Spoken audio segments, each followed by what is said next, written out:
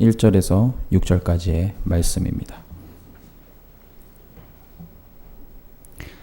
찾으셨으면 다 같이 읽도록 하겠습니다. 여호와여, 어느 때까지이니까 나를 영원히 잊으시나이까? 주의 얼굴을 나에게서 어느 때까지 숨기시겠나이까? 나의 영혼이 번민하고 종일토록 마음에 근심하기를 어느 때까지 하오며 내 원수가 나를 치며 자랑하기를 어느 때까지 하리이까? 여호와 내 하나님이여, 나를 생각하사 응답하시고 나의 눈을 밝히소서. 두렵건대 내가 사망의 잠을 잘까 하오며 두렵건대 나의 원수가 이르기를 내가 그를 이겼다 할까 하오며 내가 흔들릴 때에 나의 대적들이 기뻐할까 하나이다. 나는 오직 주의 사랑을 의지하여 싸우니 나의 마음은 주의 구원을 기뻐하리이다.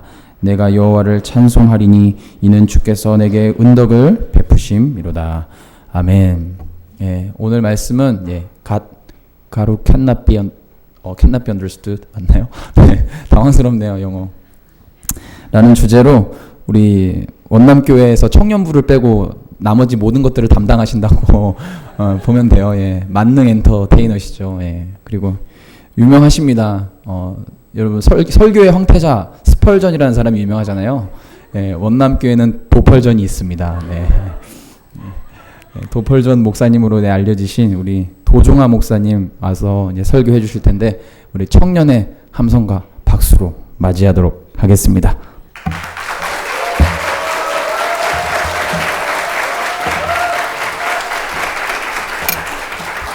사실 굉장히 걱정을 많이 했어요. 청년들이 반응을 안 해주면 어떡하나, 별로 환영을 안 해주면 어떡하나 좀 걱정을 했었는데 그렇습니다. 기도 한번 하고 우리 말씀 듣겠습니다. 하나님 아버지 감사합니다. 하나님 또 오늘 특별한 시간으로 또 청년들과 하나님 말씀을 나누게 하심에 감사합니다. 오늘 이 말씀을 통하여서 하나님 우리의 삶 가운데 하나님의 뜻과 계획을 하나님 인정하며 믿는 시간이 될 수 있도록 도와주옵소서. 예수님 이름으로 기도드립니다. 아멘. 오늘 설교 제목 다시 한번 보여주시겠습니까? God who cannot be understood. 오늘 설교 제목이 영어입니다. God who cannot be understood. 제가 일부러 영어 일부러 설교 제목을 영어로 했습니다. 이 교육자 사무실에서 이 논쟁이 일어났습니다. 그 논쟁은 아주 심각하고 어려운 논쟁이 아니라 누가 과연 가장 서울 사람 같은가 하는 것이었습니다. 제 나름의 기준이 있었습니다. 서울 올라온 지 5년이 되면은 이 서울 사람이다, 서울 시민권을 취득한 사람이라고 개인적으로 좀 인정하는 기준이 있었습니다. 그래서 제가 서울에 올라온 지 이제 7년이 되었거든요. 그래서 나름 서울 사람이다 라고 좀 생각을 했습니다. 그래서 더 이상 한강을 건너갈 때면 지하철 바깥에 쳐다보지 않겠다고 다짐도 하고 그런 게 있습니다. 3층 이상은 쳐다보면 안 돼요. 3층 이상을 쳐다보다가 행여 입도 벌려버리면 이렇게 벌려버리면 저 사람은 누가 봐도 시골에서 올라왔구나 하는 게 티가 나기 때문에 제가 이 시내를 거닐 때면 3층 이상 절대 쳐다보지 않습니다. 시내 아닌가요? 다 시내인데. 네. 아무튼 누가 가장 서울 사람 같은가 하는 이 논쟁이 우리 교육자 사무실에서 일어났는데 결국에는 제가 지고 말았습니다. 이긴 사람은 바로 노영수 목사였습니다. 제가 충격을 받았습니다. 노영수 목사는 청년들을 만나면 이 서울말을 쓰고 있었습니다. 밥 먹었니? 이런 말을 하더라고요. 제가 충격을 받았습니다. 니라고는 말을 쓰고 어디야? 교회 와야지? 뭐 이런 말을 쓰는 걸 보고 우리 형수 목사는 서울 사람이 나겠구나 그런 생각을 했습니다. 그래서 저는 여전히 이 대구에 잔재들이 남아있어서 특히 영어를 읽을 때면 더 심해집니다. 걷잡을 수 없이 나의 고향이 어디인지 드러나고 마는데요. 우리 노영수 목사가 이제 유학을 준비하면서 이제 영어를 하고 나면 조만간 3개 국어를 할 것 같습니다. 영어, 경상도말, 이제 서울말. 존경해야 됩니다. 보통 3개 국어 하는 사람은 없습니다. 그에 비해서 우리 방강도사님은 아직 갈 길이 멀었습니다. 이제 영어랑 한국어밖에 못하는 것 같아요. 그래서 아직 애송이죠. 그래서 방강도사님 보면은 많이 힘내라고 격려해 주십시오. 할 수 있다고. 네, 많이 격려해 주십시오. 오늘 우리 말씀 제목 다시 한번 읽어볼까요? 우리 영어지만 여러분들 다 잘하실 겁니다. 한번 읽어보겠습니다. 시작. 이해할 수 없는 하나님이라는 뜻입니다. 아주 오래전에 여러분들이 태어나기 전 사건일 겁니다. 이전 80년대 민주화 운동이 이 광주에서 일어났었죠. 지금도 이 판자촌으로 유명한 신림 7동에 이 한 작은 교회를 사역하시던 전도사님이 계셨습니다.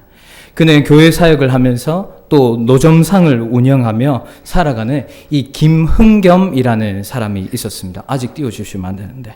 이 광주 민주화 운동에 이 큰 사건이 있었지 않습니까? 수많은 학생들이 총칼에 맞아 죽고 그렇게 쓰러지는 현장을 이 김흥겸 전도사님은 그것을 바라보면서 한 시를 지었습니다. 우리 한번 봐볼까요? 제목은 바로 민중의 아버지라는 제목입니다. 여러분들 인터넷에 검색하면 나오실 거예요. 근데 이 제목과 마찬가지로 내용이 참 충격적입니다. 같이 한번 띄워주십시오. 우리들에게 응답하소서 혀 잘린 하나님. 우리 기도 들으소서 귀 먹은 하나님. 얼굴을 돌리시는 화상당한 하나님. 그래도 당신은 하나뿐인 민중의 아버지. 하나님 당신은 죽어버렸나? 어두운 골목에서 울고 계실까? 쓰레기 더미에 갇혀버렸나? 가엾은 하나님. 얼굴을 돌리시는 화상당한 하나님. 그래도 당신은 하나뿐인 민중의 아버지. 이것을 한 전도사님이 시를 짓고 노래로 만들어서 불렀습니다. 하나님을 믿는 사람이라고 말할 수 없을 정도로 이 시는 참 충격적인 시였던 것이죠. 하나님은 혀가 잘리셨고 귀가 먹으셔서 우리와 함께 있지 않고 우리와 전혀 상관없는 것처럼 묘사하고 있습니다.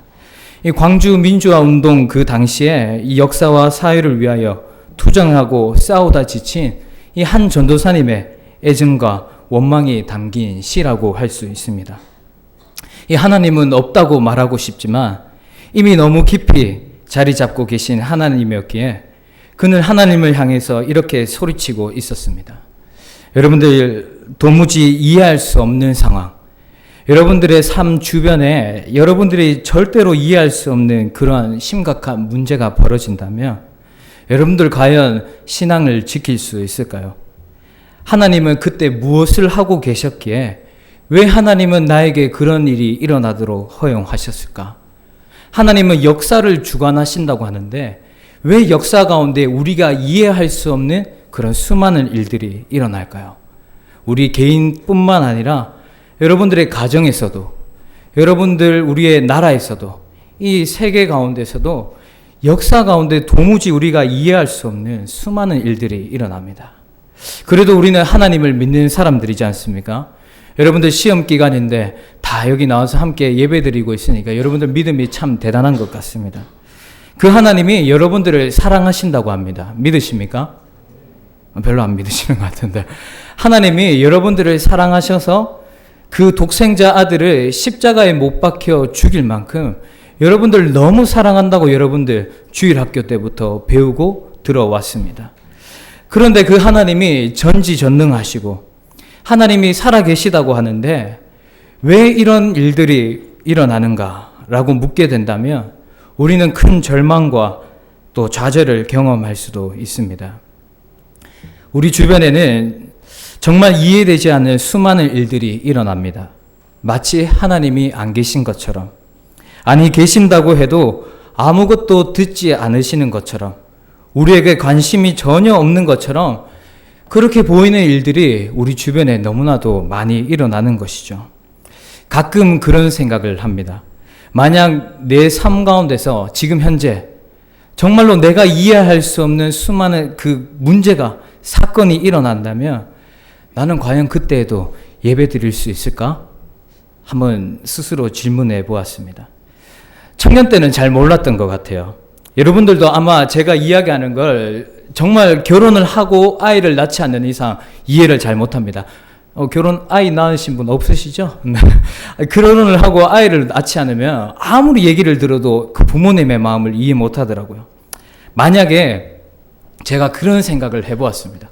절대로 일어나서는 안 되지만 행여라도 있어서는 안 되지만 제가 자녀가 2명이 있습니다. 2명이 있는데 그 아이 중 1명이 이 세상을 떠나게 된다면 과연 그때 하나님은 살아계시다고 나는 고백할 수 있을까? 그렇게 생각해 본 적이 있습니다. 여러분들 주변에 만약에 여러분들이 도저히 이해할 수 없는 상황이 일어난다면 여러분들 그때 믿음 지키며 살아갈 수 있을까요? 제가 지난주에 세미나를 다녀왔습니다. 이 세미나를 가서 이 4명이서 같은 방을 쓰는 그런 세미나를 이제 월요일부터 금요일까지 이렇게 5일간 참석을 했는데요. 한 전도사님의 간증을 들었습니다. 이 전도사님이 이제 27이라는 이 어린 나이에 방광암이 걸려서 이 소변을 보는데 이만한 핏덩이가 나오기 시작했다는 거예요.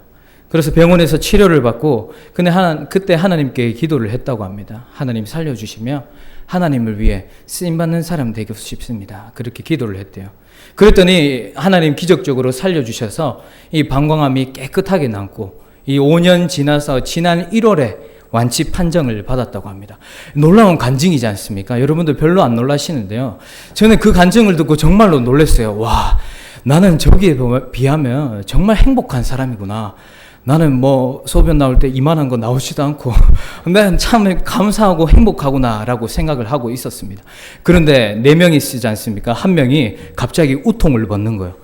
우통을 벗더니 자기 흉터를 보여줬습니다. 이 가슴 쪽부터 등까지 흉터가 이렇게 있는데 꿰맨 자국을 있더라고요. 그리고 여기에 있는 그 수술 바늘 자국이 있었습니다. 그러면서 이분이 또 간증을 시작하는 거예요. 간증의 시작이었습니다. 우리는 공부는 안 하고 간증만 했어요.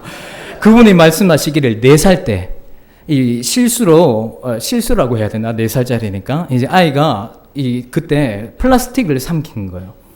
근데 이게 목구멍으로 넘어가서 이 식도로 넘어가면은 배출이 되겠지만 잘못 넘어가서 이 폐로 들어가고 만 거예요. 근데 그 당시가 4살이니까 87년 정도 될 것 같습니다. 85년. 수술이 그만큼 그 당시에는 의학이 아직 많이 발달하지 않았어요. 그런데 4살 때 부모님의 마음이 어떨까요? 수술을 해야 되는데 아이의 반을 가른 거예요. 여기서부터 여기까지 갈라서 CT도 MRI도 플라스틱은 잡히지 않으니까 의사 선생님이 감으로 꺼낸 거예요. 14시간 수술을 했다고 합니다.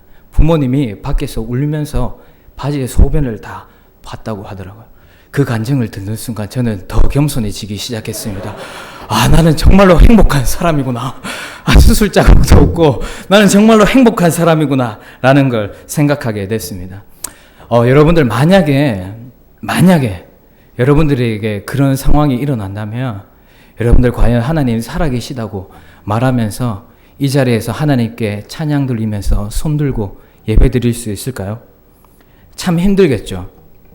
개척교회 목사님들이 또 선교사님들의 자녀들이 이 신앙을 버리는 일이 참 많습니다. 왜냐하면 환경이 너무 힘들기 때문에 도무지 하나님이 살아계시다고 말할 수 없는 거예요. 내 상황과 환경을 보니까 하나님 계시다면 내가 이렇게 이해가 되지 않는 것입니다. 여러분들 오늘 읽은 시편은 바로 시편 다윗의 시편입니다. 오늘 다윗의 시편 13편 우리 1절과 2절을 보면 그에게 큰 어려움이 있다는 것을 알 수 있습니다. 그리고 그 어려움이 얼마나 그를 아프게 하고 절망에 빠뜨리는지 알 수 있습니다. 우리 같이 한번 읽어볼까요? 시작. 여호와여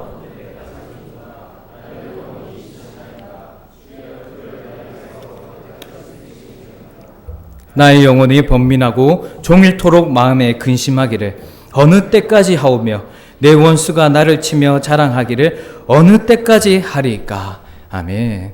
다윗이 뭐라고 고백합니까? 하나님, 어느 때까지입니까? 도대체 언제까지입니까? 나를 잊으셨습니까? 주의 얼굴을 나에게 어느 때까지 숨기시겠습니까? 그렇게 한탄과 고민과 울부짖음을 내어놓고 있는 시편인 것이죠. 우리도 어쩌면 쉽게 하나님은 없다고 말할 수 있습니다. 왜냐하면 이해되지 않는 수많은 일들이 그리고 아픔과 고난이 우리 주변에 일어나기 때문인 것이죠. 청년 시절에 제가 창세기 39장을 통해 특별한 경험을 하게 되었습니다. 창세기 39장 1절에는 이 요셉이 형들에게 팔려 이 애굽 보디발 장군에게 종으로 팔려 나가는 그런 말씀이 기록되어 있습니다. 아버지 야곱의 특별한 편애를 받아서 늘 채색 옷을 입고 금지 옥엽 같은 요셉이 하루아침에 이 노예가 되고 말았던 것이죠. 아마 보통 사람은 감당을 못할 것입니다. 여러분들 생각해 보십시오. 여러분들의 가정이 폭삭 망하거나 여러분들이 갑자기 인신매매를 당해서 종으로 팔려간다면 여러분들 상상할 수도 없겠죠. 그런데 39장 2절 말씀을 보면 이렇게 기록되어 있습니다. 한번 읽어보겠습니까? 여호와께서 요셉과 함께 하심으로 그가 형통한 자가 되어. 도저히 이해가 안 되는 말씀이죠. 노예로 팔려갔는데 종이 되었는데 하루아침에 모든 것이 송두리째 사라졌는데 형통은 무슨? 하나님이 함께 하셔서 요셉이 형통한 사람이 되었다고요? 형통한 사람이 되는 게 노예가 되고 종이 되는 것인가요?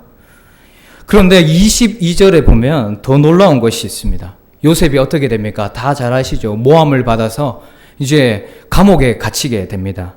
삶이 꼬이고 꼬여도 이렇게 안 될 수가 없죠. 아예 안 되기를 작정해도 이렇게 안 될 수가 없습니다. 그런데 노예도 모자라서 죄수가 되는 그런 상황인데 23절에 이렇게 말씀합니다. 같이 한번 읽어보겠습니까? 시작. 요셉과 함께 하심이라. 여호와께서 그를 범사에 형통하게 하셨더라. 아멘. 형통도 그냥 형통이 아닙니다. 뭡니까? 범사에 형통한 거예요.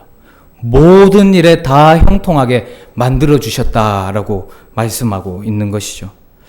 여러분들, 이것이 도저히 받아들일 수 없는 구절이었습니다.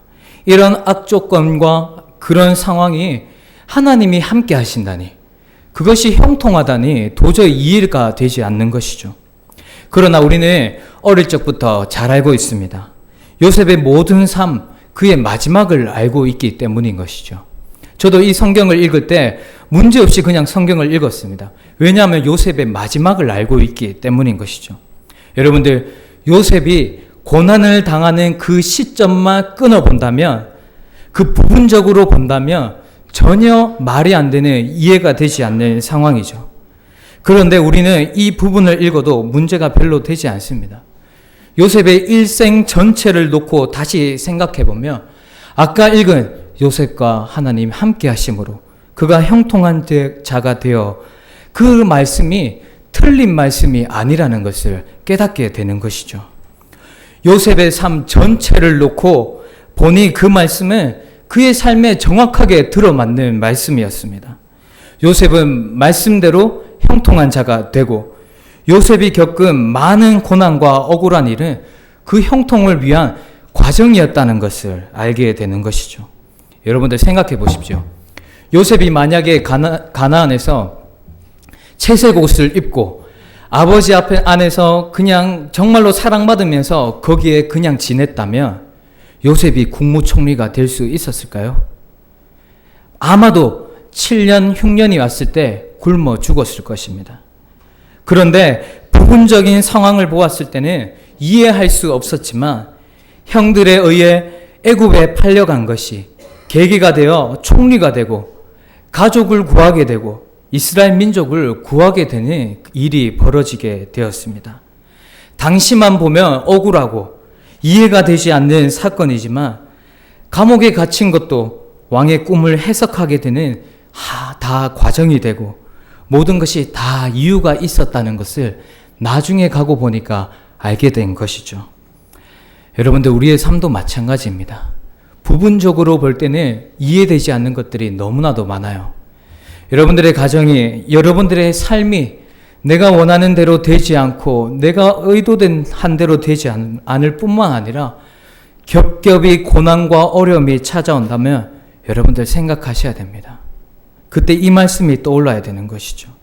최근에 이슈가 되었던 이 바둑, 이세돌 아저씨랑 이 알파고가 바둑을 두었습니다. 그죠? 그래서 너무 큰 이슈였기에 사람들이 바둑은 다 둘 줄 모르지만 그 TV는 아마 보았을 겁니다. 저도 바둑은 전혀 둘 줄 모르는데 그 TV는 보았습니다. 그런데 아무리 TV를 보아도 그 바둑이 이해가 되지 않았습니다. 왜냐하면 저는 바둑을 두지 못하기 때문이죠. 왜 저기에 돌을 놓는지, 아무것도 없는 그 빈자리에 왜 저 수를 놓는지 이해가 되지 않습니다. 그런데 나중에 가서 보면 이해가 되는 것이죠. 한참 지난 후에 그가 왜 그때 거기에 돌을 두었는지 알게 됩니다. 바둑 고수는 당장 앞에 있는 것을 보고 두는 것이 아니라 미래를 위해 미리 돌을 두고 있기 때문이죠.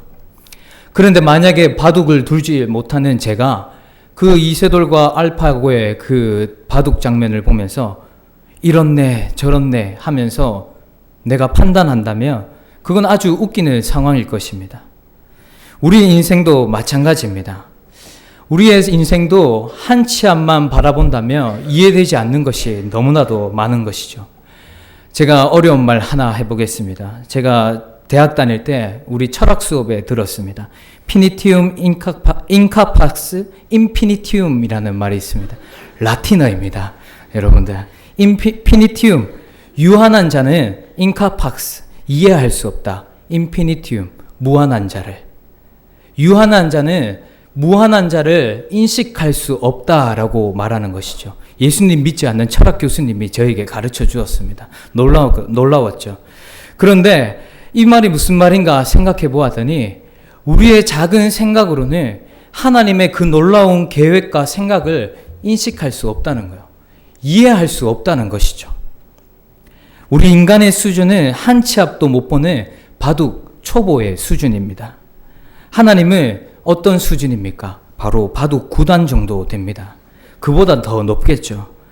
하나님은 자신의 수로 우리 인생의 바둑에 수를 놓고 있습니다. 그런데 C급인 우리가 그것을 이해한다면 그것은 원칙적으로 불가능한 것이죠. 이해하려고 두는 것이 아니라 바로 믿어야 하는 것입니다. 믿음을 가지고 잠잠히 지켜보는 것이죠. 그리고 마지막에 이 바둑이 끝났을 때 그때 그 수가 이때를 위한 것이었구나 생각하며 무릎을 치며 감탄하면 되는 것입니다. 사랑하는 여러분들, 요셉은 하나님을 믿었습니다. 이해되지 않았지만 믿을 수는 있었습니다. 나중에 형들이 요셉을 찾아와 무릎을 꿇고 빌 때 요셉이 이렇게 고백합니다. 나를 여기에 보낸 분은 형님들이 아니라 하나님이십니다. 요셉은 종이 되어도 당황하지 않습니다. 낙심하지 않습니다. 억울하게 감옥에 들어가도 불평 한마디 하지 않습니다. 불평하고 원망하지 않고 오히려 그 죄수 가운데서 더 열심히 종살이를 합니다. 그것은 하나님을 믿는 믿음 때문에 자기는 이해는 못하지만 그와 같은 일 속에서도 내 삶을 이끄시고 계시는 하나님의 보이지 않는 손이 있다는 것을 결국에는 자기를 위하는 것이라고 그리고 결국에는 형통한 자가 될 것이라고 믿고 있었기 때문인 것이죠. 사랑하는 여러분들, 우리에게도 이런 믿음이 필요합니다. 이해하려고 하는 것이 아니라 뭐라고요? 믿어야 하는 것입니다. 주변에 살다 보면 정말로 이해되지 않는 일들이 일어납니다.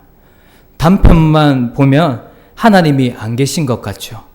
무신론자들이 하는 가장 큰 이야기가 뭡니까? 하나님이 계시는데 어떻게 그렇게 1차 대전과 2차 대전이 일어날 수 있냐고 묻습니다. 그러면 대답을 할 수가 없어요.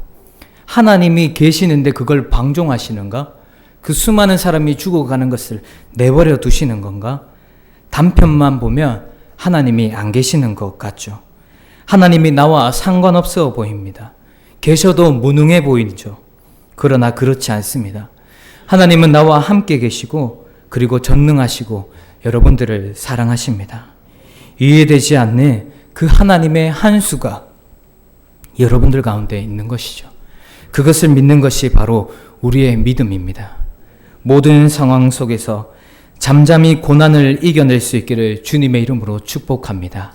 이해되지 않는 상황과 형편이 여러분들 가운데 찾아올 때 그 환경을 이해하려고 두는 것이 아니라 믿음으로 하나님을 바라볼 수 있기를 주님의 이름으로 축복합니다. 그리하여서 마지막에 여러분들이 범사에 형통한 자가 되었다는 간증을 하는 여러분들 될 수 있기를 주님의 이름으로 축복합니다. 대부분의 많은 사람들이 이해가 되지 않아 믿지 못하고 요셉과 다윗은 이해가 되지 않지만 끝까지 하나님을 믿었습니다.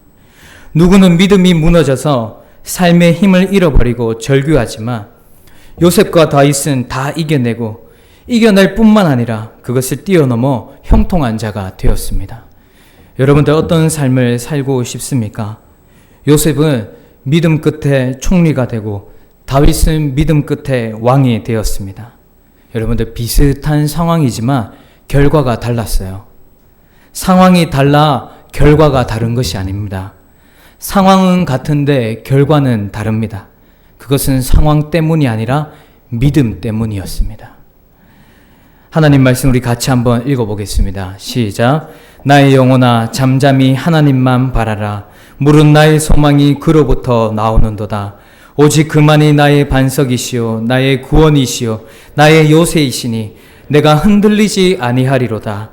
나의 구원과 영광이 하나님께 있으며 내 힘의 반석과 피난처도 하나님께 있도다.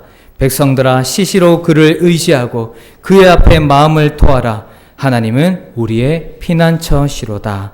아멘. 믿으십니까? 우리는 아마 평생 동안 하나님을 이해하지 못할 것입니다. 우리의 인식 체계로는 이 작은 뇌로는 하나님을 절대 이해하지 못할 것입니다. 제가 예전에 우리 이번에 수련회 때 오시는 엄기영 선교사님 엄기영 목사님이십니다. 엄기영 목사님이 청년부 수련회 오셨을 때 제가 그때 초신자였습니다. 수련회 가기 싫은데 우리 리더가 우리 목사님이 그렇게 가자고 졸라서 진짜 불쌍해서 한번 따라가 주었습니다. 수련회를. 근데 제가 수련회를 가기 싫었던 이유가 잘 모르는 사람이에요. 교회 사람들은 약간 특이합니다. 잘 모르는데 친한 척 엄청 잘해요.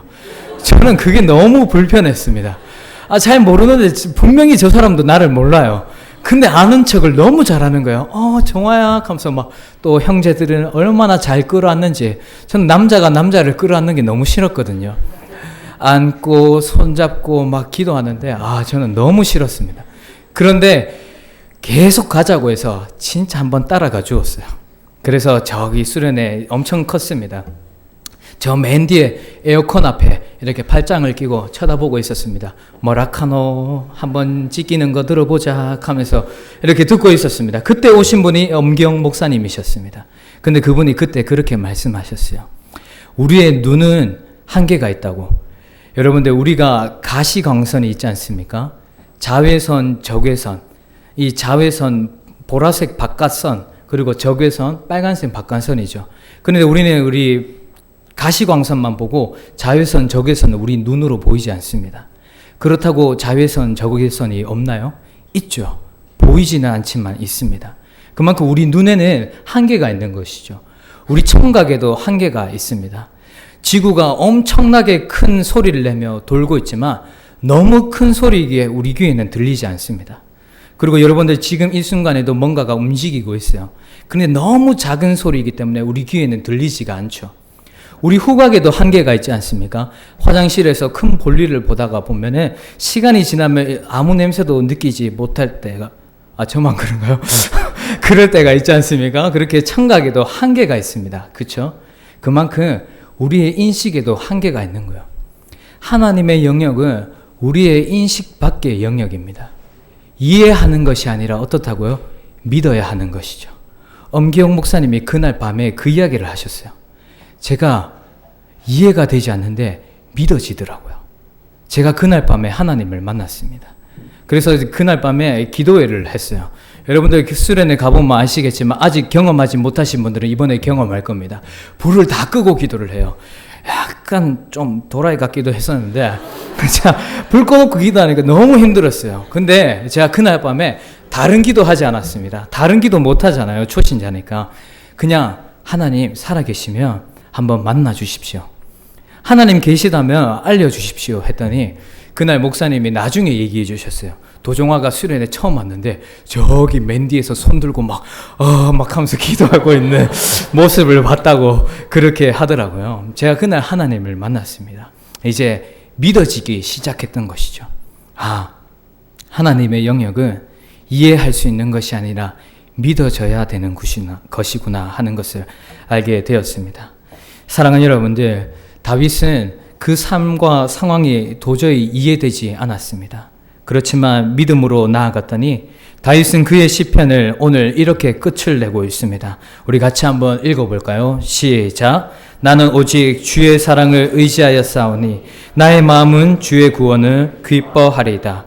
내가 여호와를 찬송하리니 이는 주께서 내게 은덕을 베푸심이로다. 아멘. 어느 때까지일까? 라고 시작했던 시편이 하나님이 나에게 은덕을 베푸시고 구원을 기뻐하며 나는 주의 사랑을 의지하겠습니다. 라고 시편을 끝을 내고 있습니다. 사랑하는 여러분들, 하나님을 믿는 믿음으로 절망 중에서도 소망하며 그 소망을 이루어 이해할 수 없는 상황에서도 하나님이 함께 하심으로 형통한 자가 되었다는 간증을 하면서 살아갈 수 있기를 주님의 이름으로 축복합니다. 믿음으로 살아가는 우리 원남의 청년들 될 수 있기를 축복합니다. 우리 시간 함께 찬양하면서 함께 기도하며 나아가겠습니다. 우리 모든 상황 속에서라는 찬양인데요. 여러분들 주변에 믿어지지 않고 이해되지